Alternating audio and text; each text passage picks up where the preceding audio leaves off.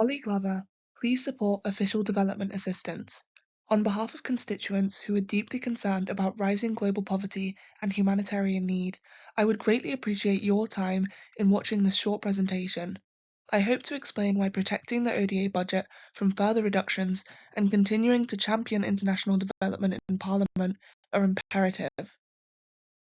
As I'm sure you know already, Official Development Assistance, or ODA, is the funding that governments dedicate to supporting developing countries through both humanitarian aid and long-term development. The United Nations recommends that developed countries contribute 0.7% of their gross national income towards overseas aid. While the UK currently spends 0.5%, this is expected to fall to around 0.3% next year. These reductions represent billions of pounds that support healthcare, education, and economic opportunities around the world. At a time when humanitarian needs are increasing, overseas aid is arguably more important than ever. Around 733 million people continue to live in extreme poverty, and more than 120 million people have been forcibly displaced by conflict and instability. Climate change, humanitarian crises, and insecurity are becoming increasingly interconnected, placing even greater pressure on the vulnerable communities around the world. I want to emphasize that overseas aid is not charity, it's prevention, it's investment in human security and global stability. By addressing poverty and vulnerability before crises escalate, aid directly reduces suffering, strengthens resilience, and creates the foundations for long-term peace and security.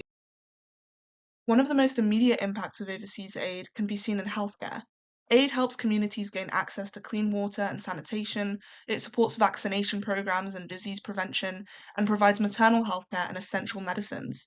It also enables emergency humanitarian assistance during conflicts and natural disasters, helping save lives when communities are most vulnerable.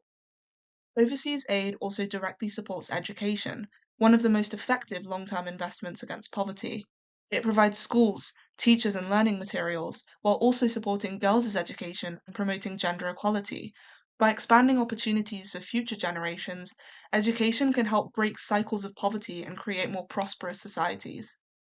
Developing countries are often the most affected by climate change, despite contributing the least to it. Aid can support disaster preparedness, sustainable agriculture, and protection against droughts and floods. These investments help communities adapt to environmental challenges and build resilience for the future. Poverty and instability are mutually reinforcing.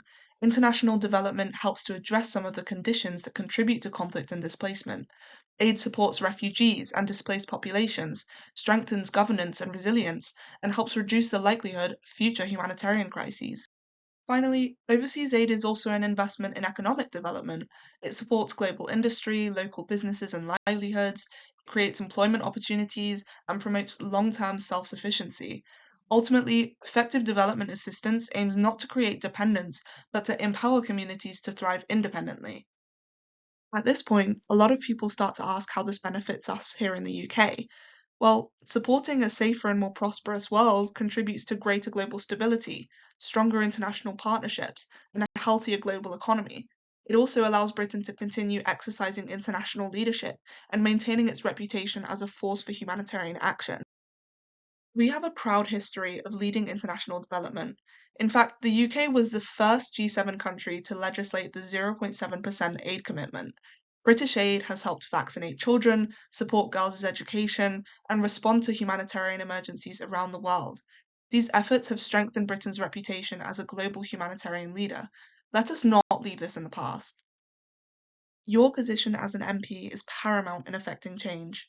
Your constituents ask that you continue championing international development, support efforts to restore aid spending, and represent those of us who believe Britain should remain a leader in global security and humanitarian aid.